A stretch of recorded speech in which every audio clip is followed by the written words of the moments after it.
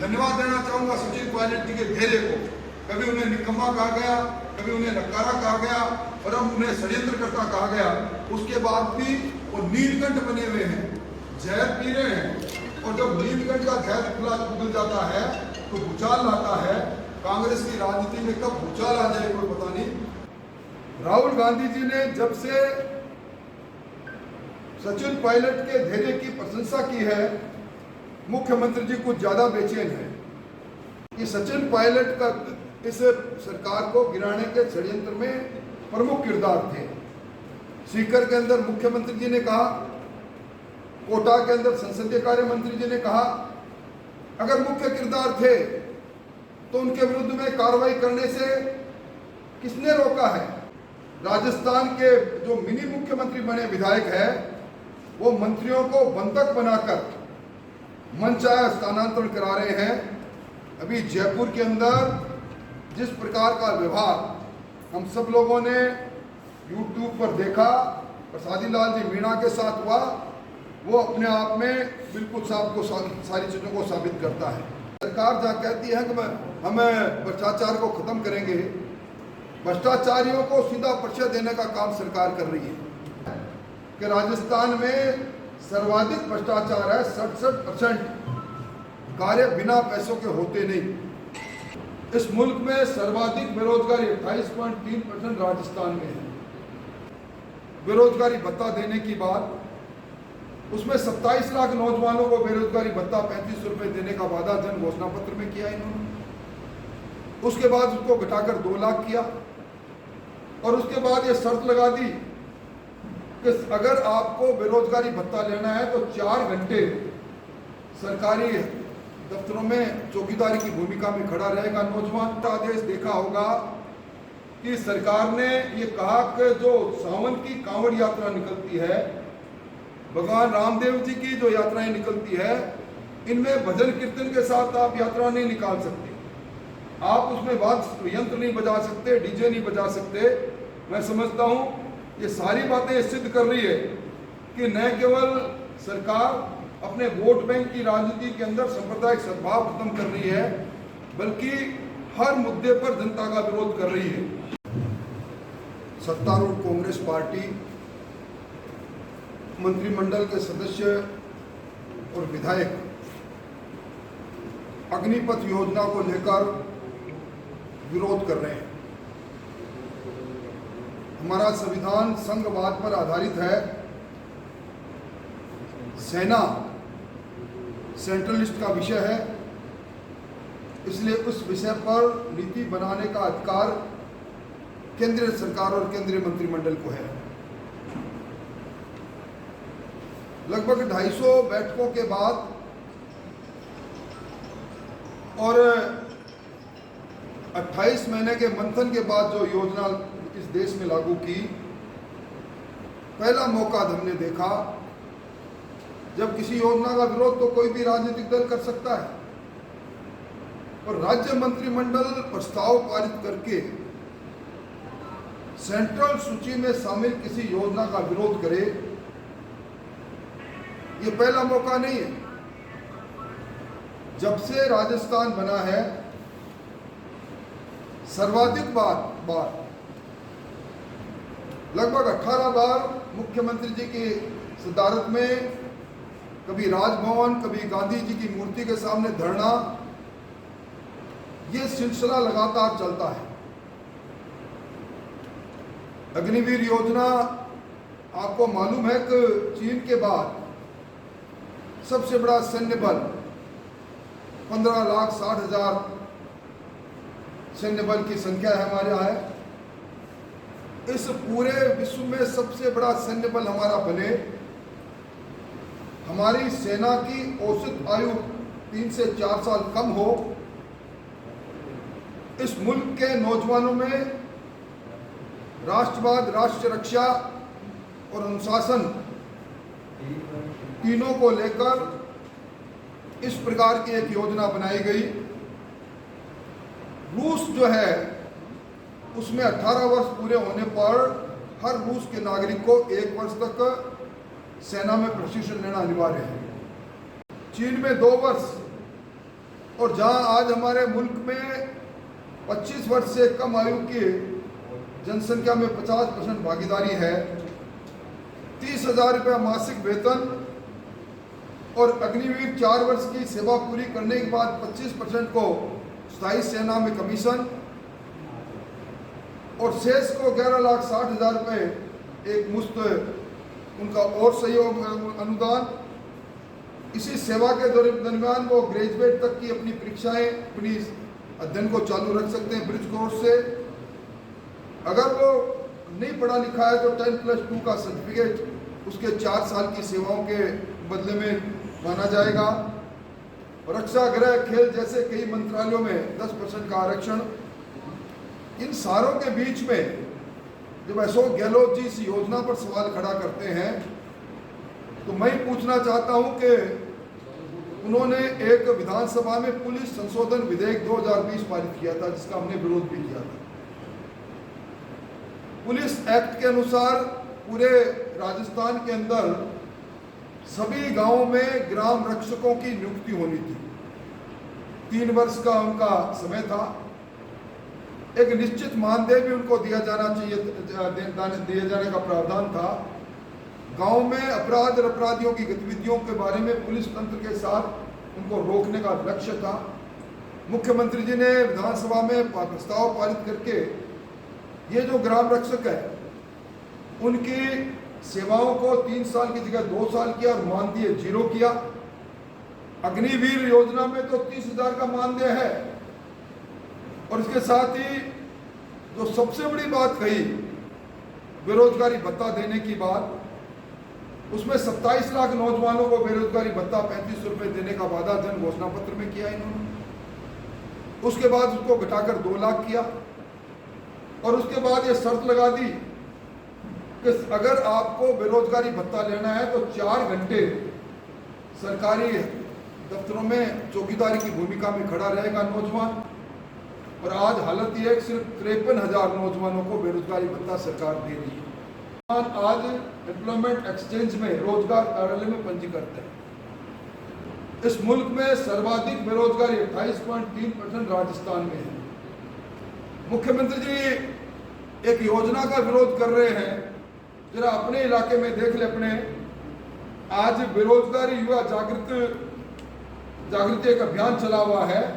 पूरे राजस्थान के बेरोजगार कांग्रेस मुक्त हो राजस्थान, इसके लिए 5 जुलाई से 2 अक्टूबर तक जो उनके साथ छलावा हुआ, जिस प्रकार प्रश्न पत्रों का लीक हुआ, रीट की चीट के साथ कांस्टेबल, पटवारी, वन रक्षक, लाइब्रेरियन और एक के बाद एक उनके सबके खिलाफ वो प्रदर्शन कर रहे हैं। सरकार उन पर ध्यान देती तो अच्छा था। और साथ ही एक इन्होंने वादा किया था, उन संविदा कर्मियों को नियमित करने के लिए कल्ला कमेटी सरकार ने बनाई। 3 साल से कल्ला कमेटी अल्लाह को प्यारी है। ये सरकार अपनी इन योजनाओं को, अपने आज तक सरकार की हिम्मत नहीं हुई। हम आज जिला कार्यकारिणी की बैठक में जा रहे हैं। 8 वर्ष का केंद्र सरकार का रिपोर्ट कार्ड पर हम चर्चा करेंगे। मुख्यमंत्री जी अपनी सरकार की 4थी वर्षगांठ नवंबर में मनाएंगे। मेरी मांग है कि हिम्मत हो तो 4 साल का लेखा जोखा राजस्थान के लोगों के सामने प्रस्तुत करें। किस प्रकार का विकास और किस प्रकार की कानून व्यवस्था और किस प्रकार का भ्रष्टाचार उनके कार्यकाल में हुआ।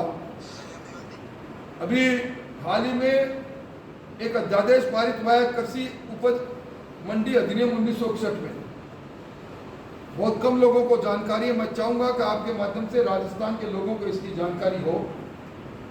उसके सेक्शन 17 में मंत्रिमंडल ने एक संशोधन किया है और कृषि उपज मंडी की परिभाषा बदली है। पहले कृषि उपज मंडी की 4 दीवारी में कोई भी किसान अपना अनाज लेकर आता था, उसको मंडी टैक्स देना पड़ता था, आड़त देनी पड़ती थी, सेस देना पड़ता था।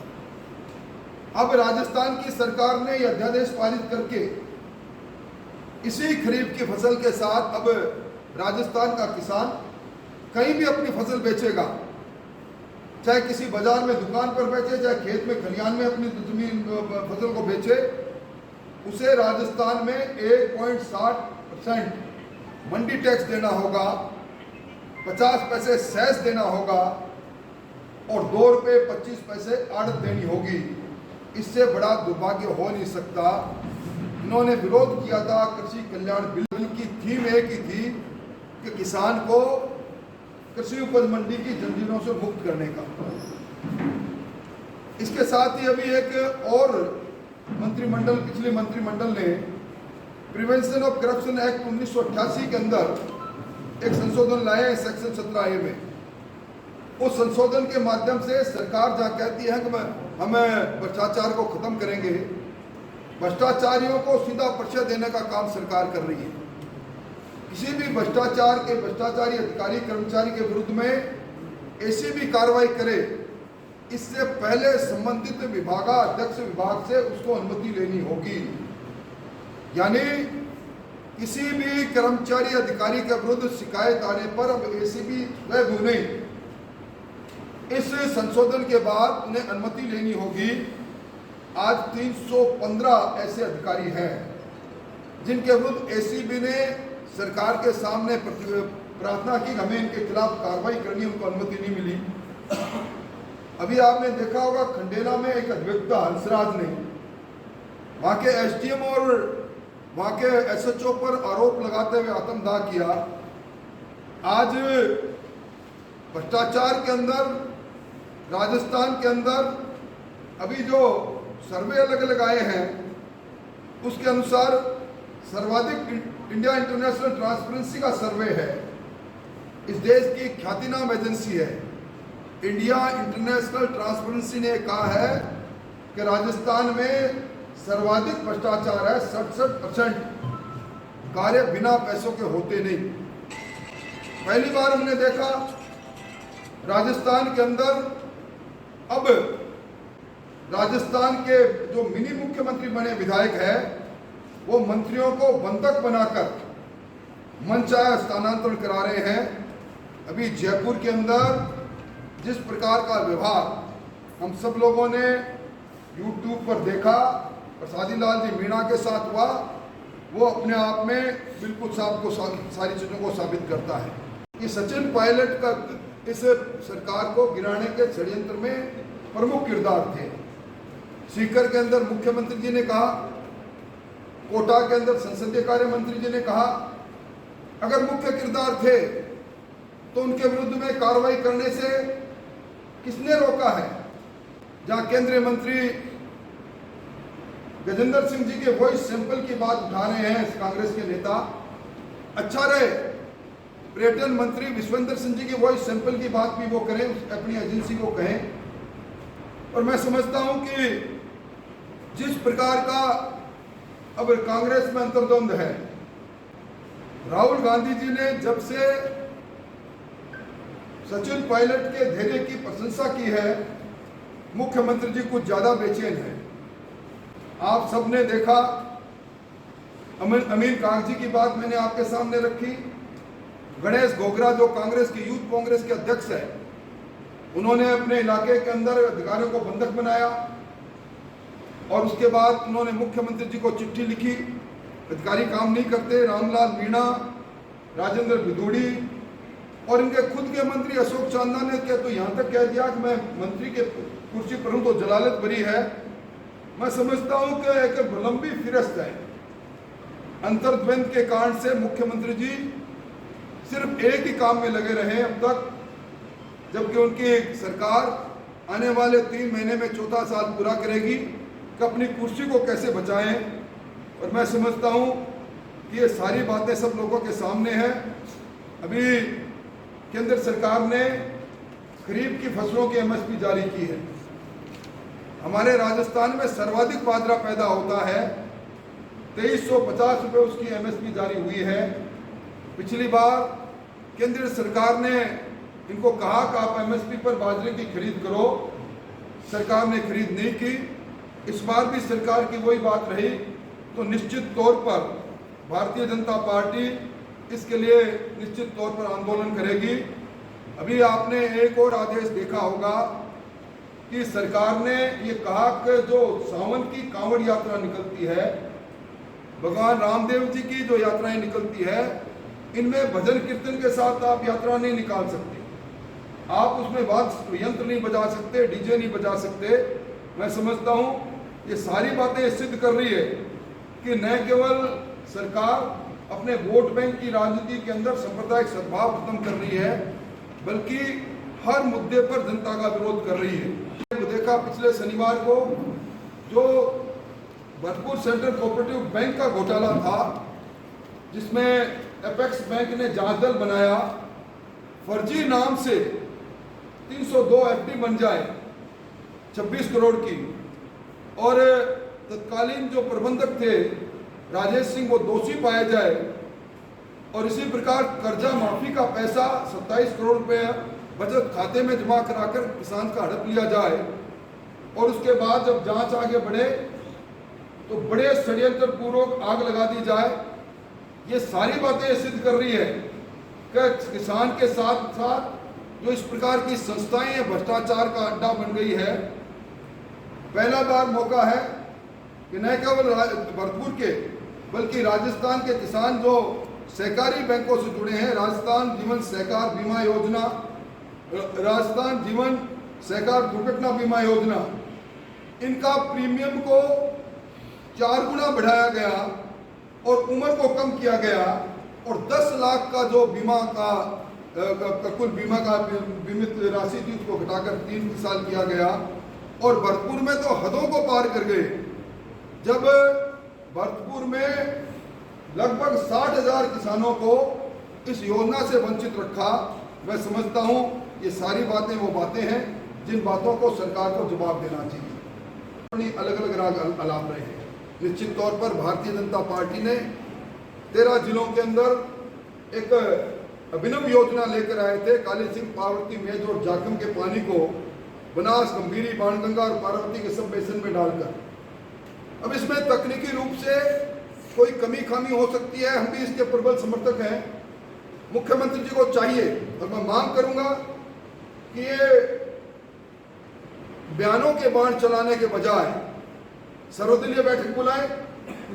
केंद्रीय जल संसाधन मंत्री जी को हम कहेंगे कि वो आए, बैठकर इस समस्या के समाधान के लिए, क्योंकि आज की तारीख में जो योजना बनी 75% पानी निर्भरता के साथ, उसके साथ और 50% पानी की निर्भरता, इन दोनों के में विरोधाभास जो हो रहा है राष्ट्रीय परियोजना घोषित करने में, उसके बारे में अगर कोई तकनीकी कमी है तो राजस्थान के हित में राजनीति के बजाय, बयान जारी करने के बजाय केंद्रीय मंत्रियों से बात करें, हमें बुलाए। बीजेपी इसके लिए तैयार है, और हम तो चाहेंगे कि जो नदियों से जोड़ने का कार्यक्रम था इस योजना को उस योजना में शामिल किया जाए।